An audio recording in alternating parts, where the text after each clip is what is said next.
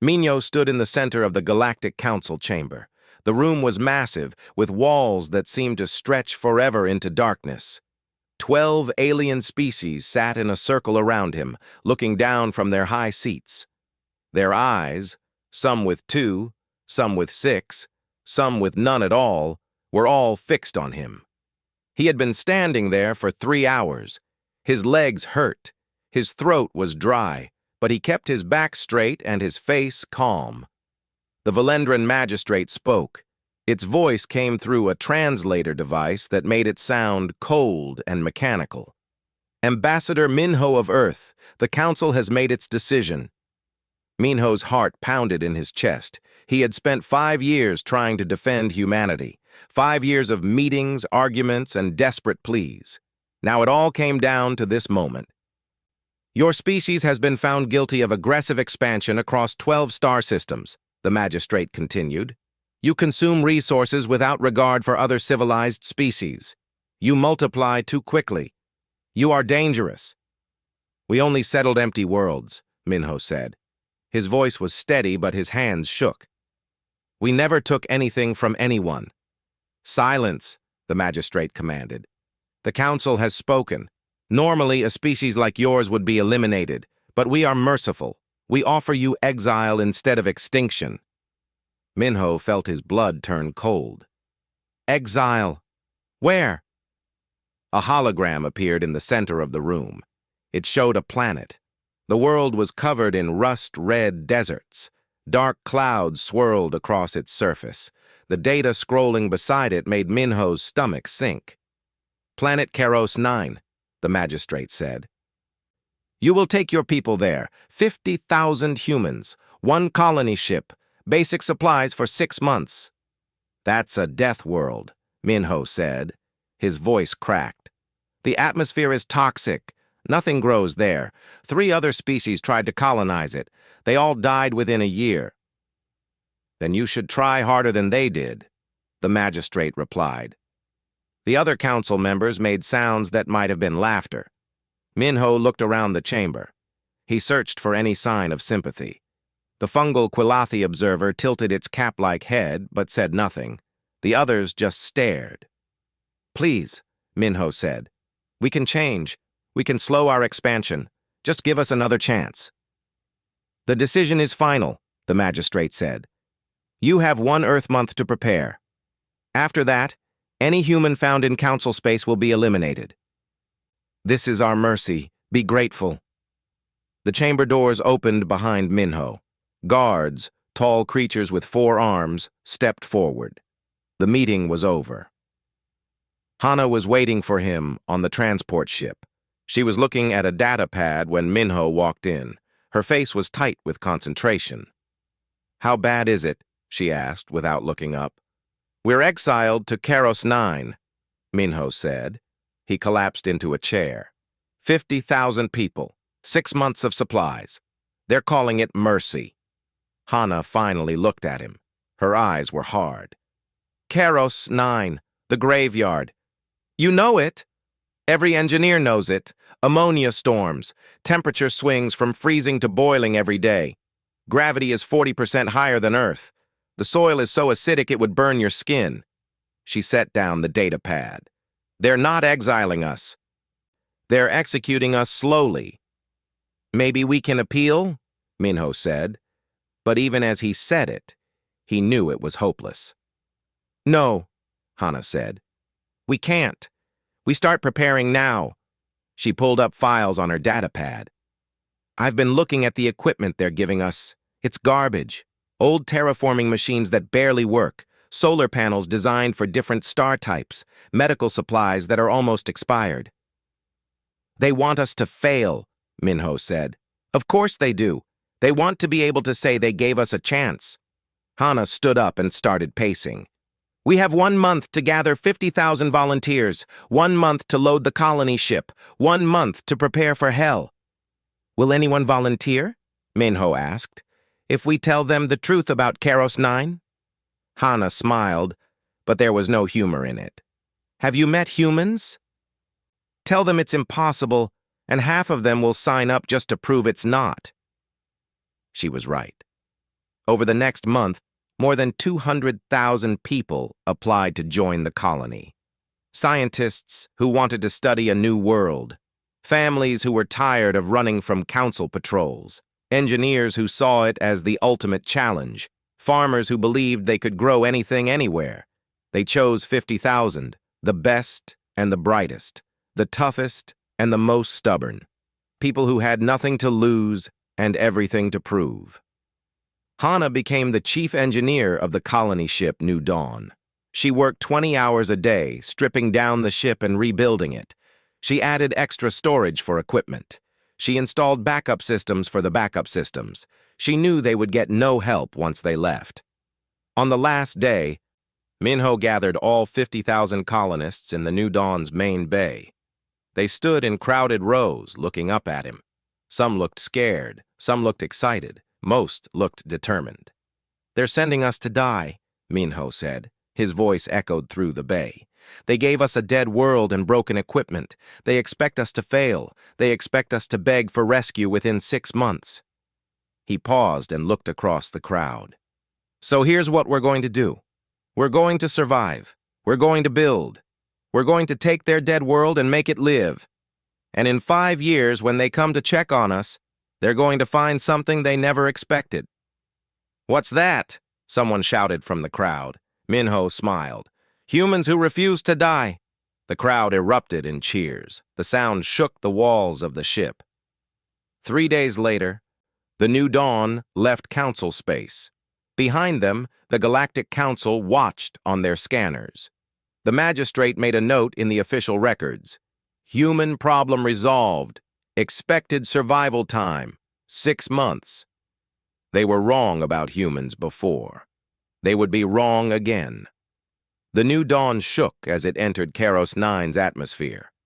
Hannah gripped the armrests of her chair and watched the heat shields glow red through the window. The ship's computer was screaming warnings about wind speed and pressure. She ignored them all. 30 seconds to landing," the pilot called out. Hannah held her breath. The ship hit the ground hard. Everyone lurched forward. Somewhere behind her, something metal crashed to the floor. Then, silence. "We're down," the pilot said. "Welcome to Keros 9. Hannah stood up and looked out the main viewport.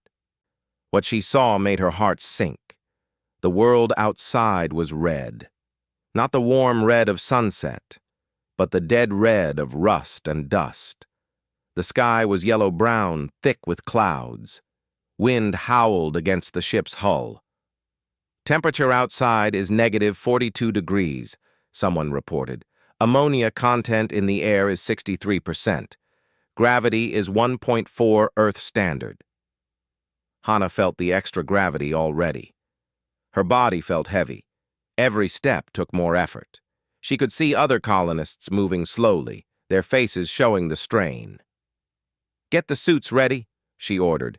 "We need to start unloading equipment before the next temperature swing." Yuna, the medical officer, appeared at her side. "I've got 12 people already sick from the gravity. Their hearts can't handle it. And we haven't even gone outside yet." "Do what you can," Hannah said. "We all knew this would be hard."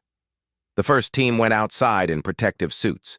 They lasted 20 minutes before the wind knocked one of them over. The person couldn't get up alone. The extra gravity made it impossible. It took 3 people to lift him. By the end of the first day, 2 colonists were dead. One from a suit failure, one from a heart attack caused by the gravity. Tai Yang, the military engineer, organized the construction teams. He was a big man, but even he struggled with the gravity. He divided people into groups and gave them tasks. Unload supplies, set up temporary shelters, start building underground. "Why underground?" someone asked. "Because in 6 hours, the temperature is going to rise to 70 degrees, Tai Yang said. "Then it'll drop again tonight. We can't survive that on the surface. We need to dig down where it's stable." They worked in shifts, 20 minutes outside, then 40 minutes rest. The suits were heavy and clumsy. The wind tried to push them over with every step. The red dust got into everything. Doyun, the agricultural scientist, looked at the soil samples with growing horror. He ran test after test, The results were always the same. "The soil is poison," he told Hana on the third day. "High acidity, heavy metals, sulfur compounds. Nothing can grow in this. Nothing should even touch this."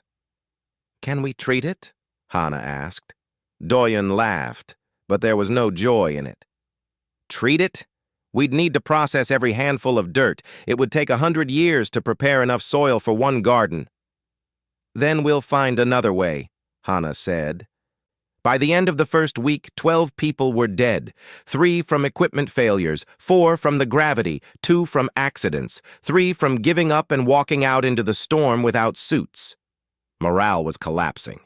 People whispered in the corridors of the ship. Some said they should send a distress signal to the council.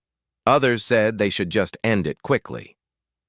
Hana called a meeting in the largest shelter they had built. It was a rough cave dug into the rock, barely protected from the elements. 200 people crowded inside. "I know you're scared," she said. "I'm scared too. I've looked at the numbers. I know how many of us have died. I know how impossible this seems." People looked at the ground. No one wanted to meet her eyes. "But here's what I also know," Hana continued. "The council gave us garbage equipment because they wanted us to fail. They sent us to the worst planet they could find because they wanted us to die. Every single thing they did was designed to kill us." She paused and looked around the room. "So if we give up now, we prove them right. We prove that humans can't do the impossible. We prove that we're weak." "We are weak," someone shouted. "Look at us. We're dying." "We're adapting," Hana shot back. "Do you know what happened today? Yuna's medical team figured out a drug combination that helps with the gravity sickness. Taeyang's crews dug 3 new shelters. I fixed 2 of the broken terraforming machines. Doyen found a mineral deposit we can use for construction." She pointed at the people around the room. "We're not dying. We're learning. Every day we learn more about this planet.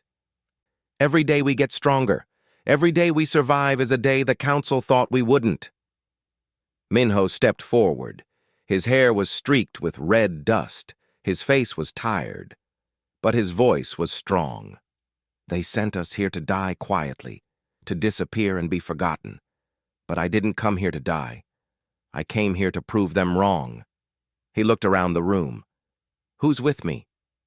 Slowly, one person raised their hand. Then another. Then another. Within a minute, everyone in the room had their hand up. "Good," Minho said. "Then let's get back to work." Over the next weeks, things slowly improved. Taeyang's teams dug deeper into the rock, creating a network of caves and tunnels. They hit geothermal vents that provided heat and power. The temperature underground was stable at 20 degrees. It was warm enough to survive without suits. Yuna set up a proper medical bay in one of the larger caves. She trained assistants and organized a research program to study how humans adapted to high gravity. She found that children born here would grow stronger bones. Adults could adapt with the right exercises and diet. Hana got the terraforming machines working, but she changed their purpose. Instead of trying to change the whole planet, she focused them on small sealed domes on the surface. If they could create even tiny spaces with breathable air and normal pressure, they could work outside without suits. Doyen still struggled with the soil problem. Every night he sat in his lab running tests. Every night he failed, but he didn't give up. 3 months after landing, they had their first victory. Taeyang's teams finished what they called New Seoul, a complex of underground chambers connected by tunnels. It could house all 50,000 colonists safely. It had water from underground sources, power from geothermal vents, air recyclers that actually worked. It wasn't pretty, it wasn't comfortable, but it was home. Hana stood in the main chamber and looked at the people working around her. They moved slowly in the heavy gravity, but they moved with purpose. No one had died in 2 weeks. That was progress. Minho found her there. "We got a signal," he said quietly. Council transmission. They were talking about us. What did they say? They're planning to send a probe in 9 months. They want to document the failed human experiment for their records. Hana smiled. It wasn't a nice smile. Then we have 9 months to show them what a human experiment really looks like. Doyen stared at the dead plant in his hand. It was the 47th attempt. He had tried everything he could think of. Different seeds, treated soil, controlled environments. Nothing worked. Everything died within days. "You should sleep," Sora said from the doorway. The geneticist looked as tired as he felt. She had been working beside him for weeks, modifying seeds and plants at the genetic level. "Can't sleep," Doyen said. "We're running out of time. The food supplies will last maybe 3 more months. After that, we starve." Sora sat down next to him. "Show me the latest test results." Doyen pulled up the data on his screen. "The soil kills everything. Even after treatment, even in sealed containers, something in it destroys the roots. I don't understand it." "Wait," Sora said. She leaned closer to the screen. "Look at this reading. The soil isn't just acidic. It's got some kind of active chemical process, like it's alive." Alive? Or it was once. Maybe this planet had life, and this is what's left. Some kind of bacteria or enzyme that breaks down organic matter. She started typing quickly. "What if we don't fight it? What if we use it?" Doyen felt a spark of hope. "How?" "Earth has extremophile bacteria, organisms that live in acid, in heat, in radiation. We brought samples for research. What if we introduce them to this soil? Let them compete with whatever is here." They worked through the night. Ji-won, the chemist, joined them when she heard what they were doing. She brought compounds from the planet's minerals that might help. The first test was with simple algae. They mixed earth bacteria with the Keros 9 soil in a sealed container. Then they added water and algae spores. Then they waited. For 3 days, nothing happened. On the 4th day, Doyen checked the container and found a thin green film on the water surface. "It's growing," he whispered. By the end of the week, they had thick mats of green algae. The bacteria from Earth had adapted to the Keros 9 soil. More than that, they had changed it. The soil around the algae was less acidic, less toxic. "This is it," Sora said. "This is how we do it. We don't change the planet to match Earth. We change Earth organisms to match the planet." Word spread through New Seoul quickly. People came to see the green algae growing in containers. It was the first living color anyone had seen on Keros 9, besides the red dust. But Nari, the communications officer, brought concerning news to Minho and Hana. "I've been monitoring council transmissions. They moved up the probe schedule. It's coming in 3 months, not 9. "Why?" Minho asked. "They want to document our failure before the year anniversary. Apparently there's some council ceremony where they honor the merciful decision to spare us." Nari's voice was bitter. "They want footage of our corpses for the celebration." "Then we have 3 months to give them something else," Hana said. The entire colony mobilized. Doyen's agricultural team worked day and night. They used the algae to treat more soil. They modified more earth plants using Sora's genetic techniques.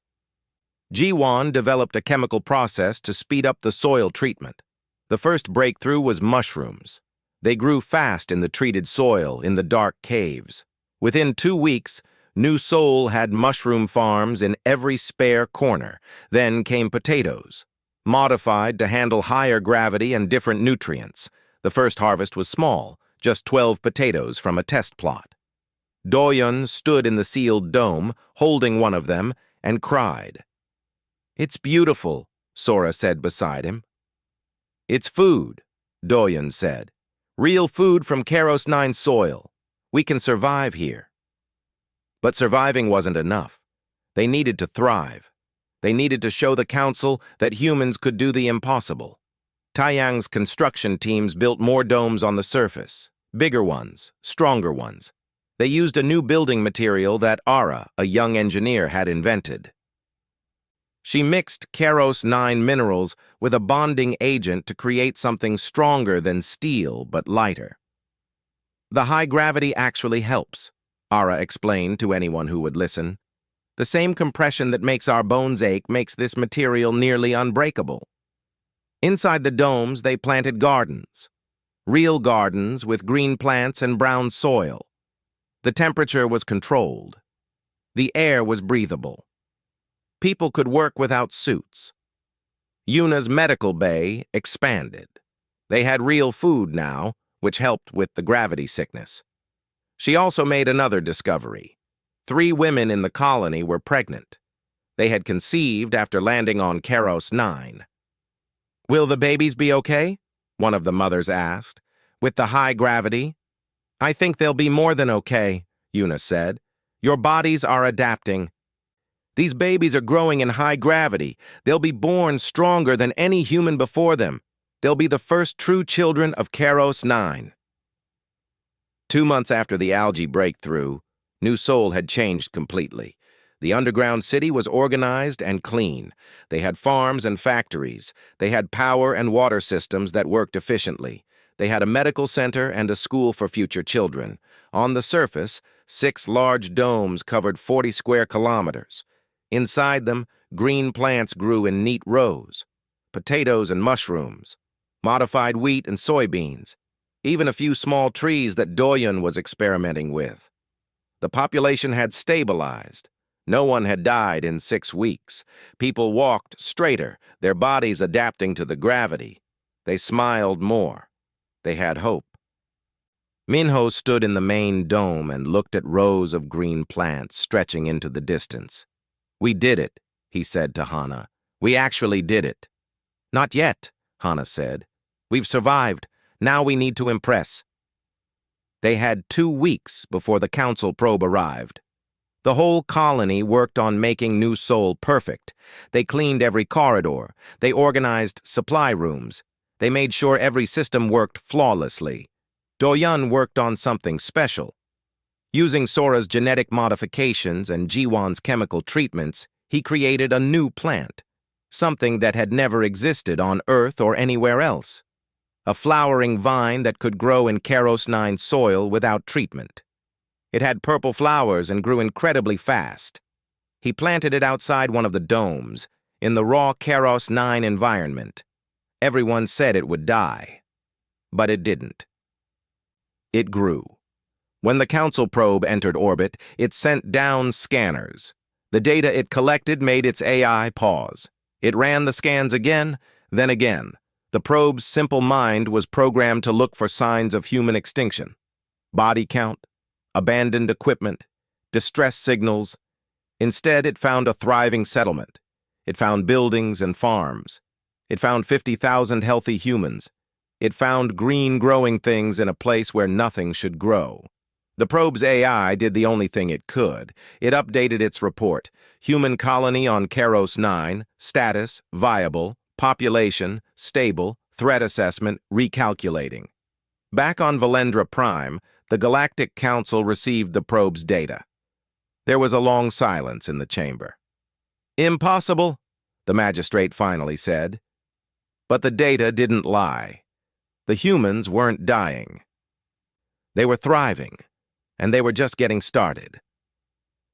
18 months after landing, Hana walked through New Sol with a sense of pride she had never felt before.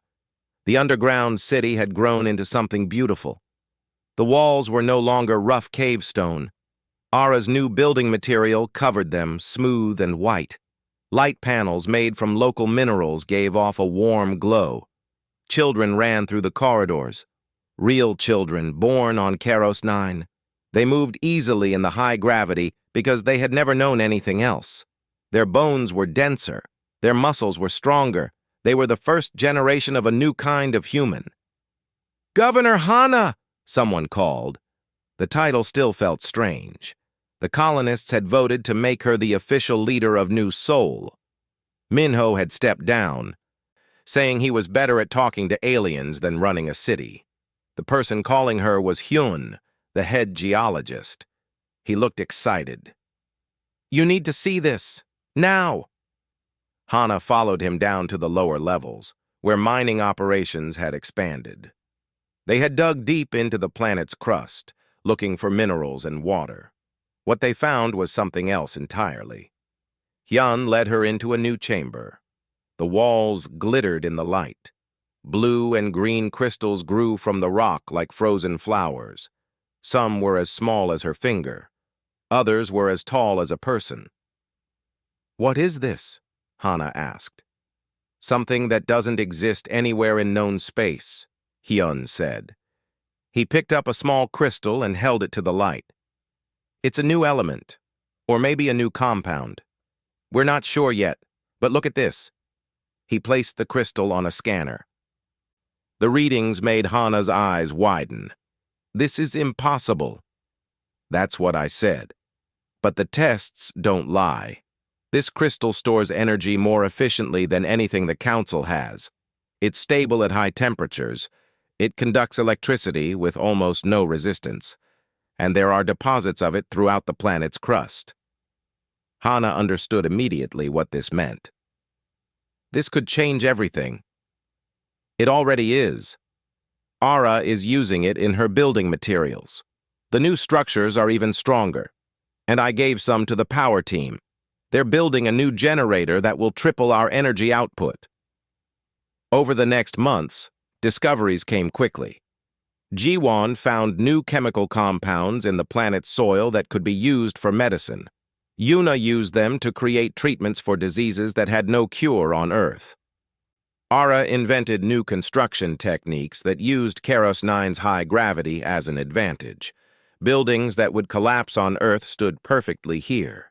She designed a tower that reached from the underground city to the surface, providing easy access without suits.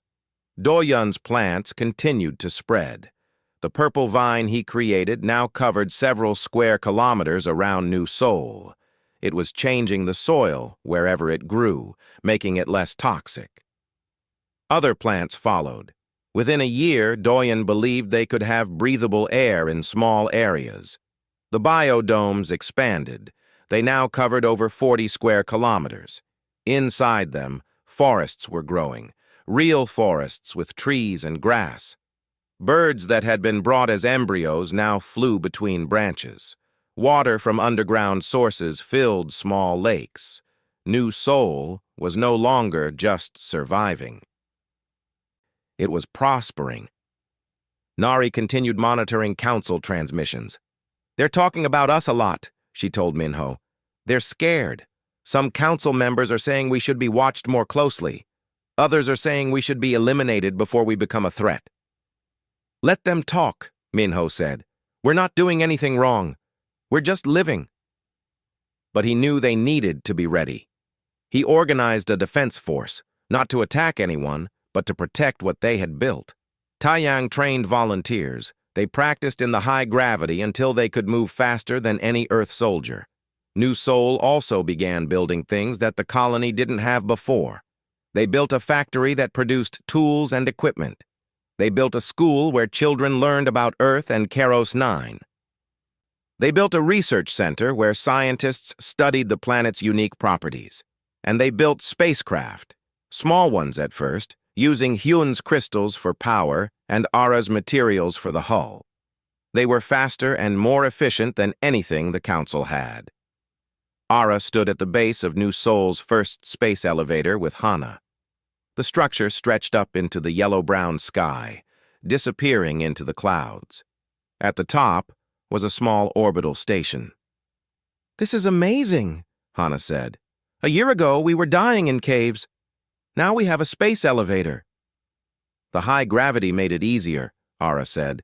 "The same force that made walking hard makes building up easier. The structure is more stable here than it would be on Earth." From the orbital station, they could see all of New Seoul. The biodomes were bright green patches against the red desert.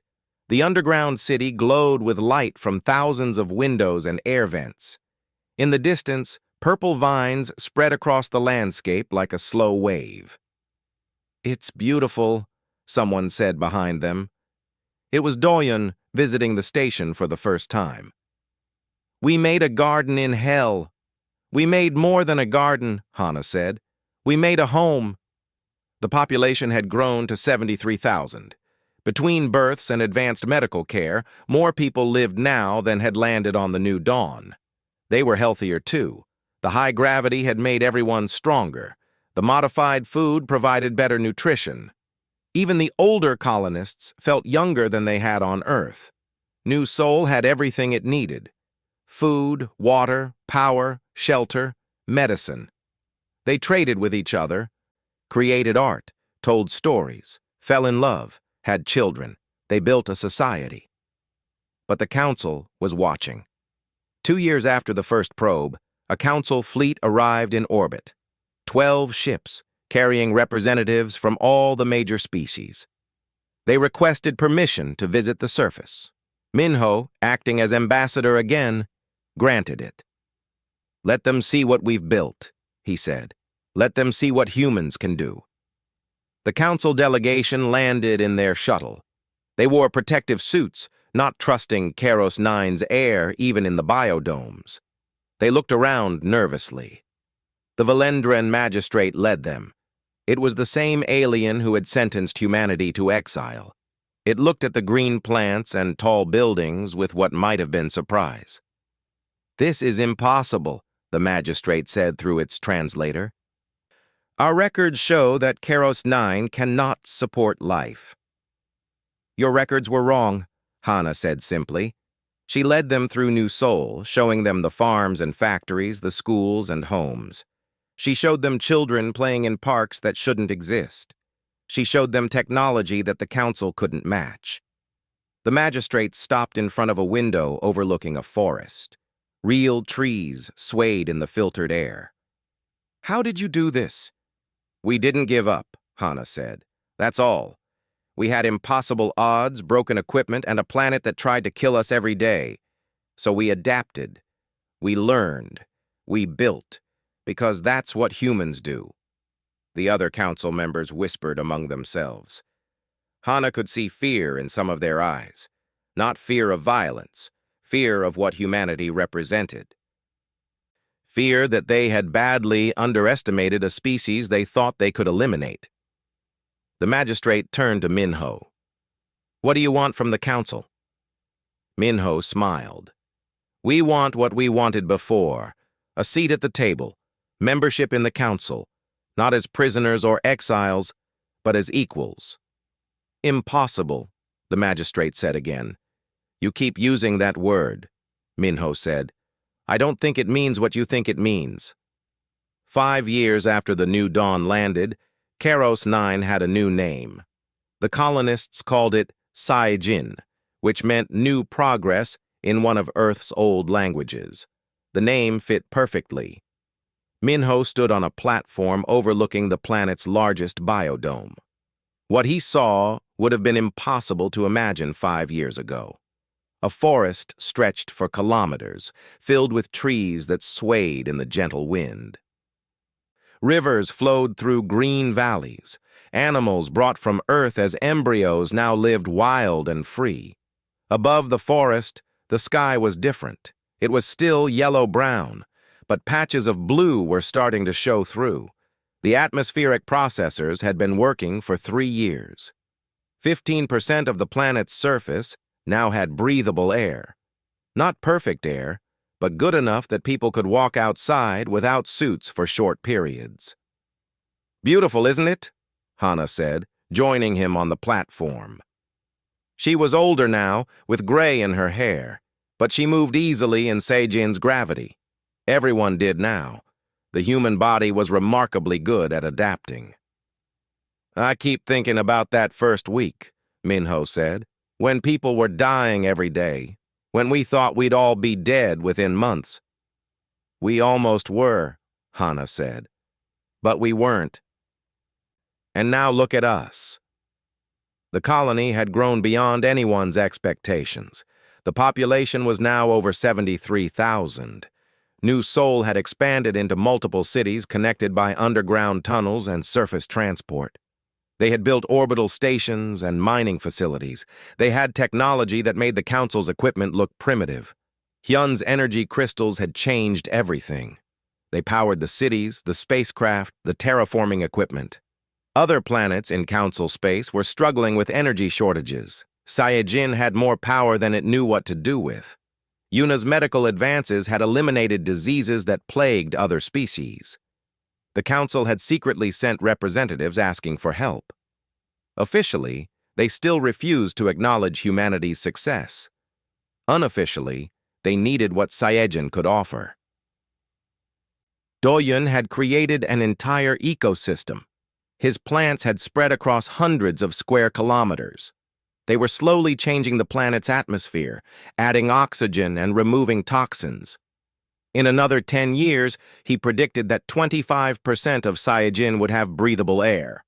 The children born on Saiyajin were different from Earth humans, stronger, faster, better adapted to high gravity.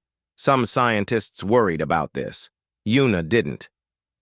"They're not different," she had said at the last council meeting. "They're evolved.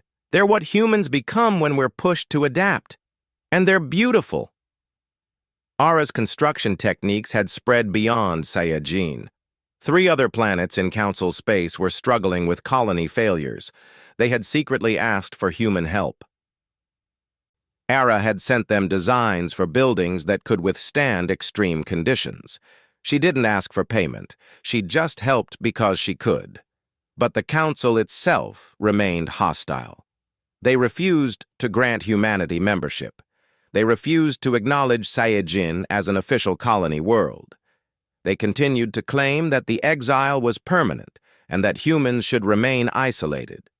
This couldn't last. Everyone knew it. The Valendran magistrate returned to Saiyajin with a fleet twice as large as before. 24 warships orbited the planet. It was meant to be a show of force, a reminder that the Council was still in charge. Minho met the magistrate in the council chamber that New Soul had built. It was modeled after the one on Valendra Prime, but bigger and more beautiful. The walls were made of Ara's crystal-infused material. They glowed softly with their own light. "Ambassador Minho," the magistrate said. Its translator made its voice sound cold, but Minho thought he detected a hint of nervousness. "The Council has sent me to deliver a message." "I'm listening," Minho said. "Your colony has exceeded all expectations. This is noted.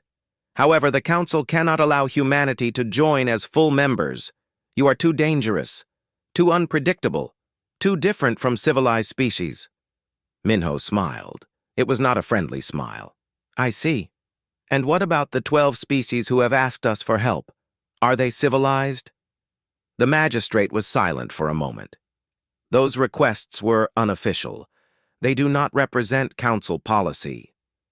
"Then let me make something official," Minho said. He stood up and walked to a window. Outside, Saiyajin's forests and cities spread across the landscape. "The Council sent us here to die. You gave us a dead planet and broken tools. You expected us to fail within months. You wanted to use our corpses as a warning to other species.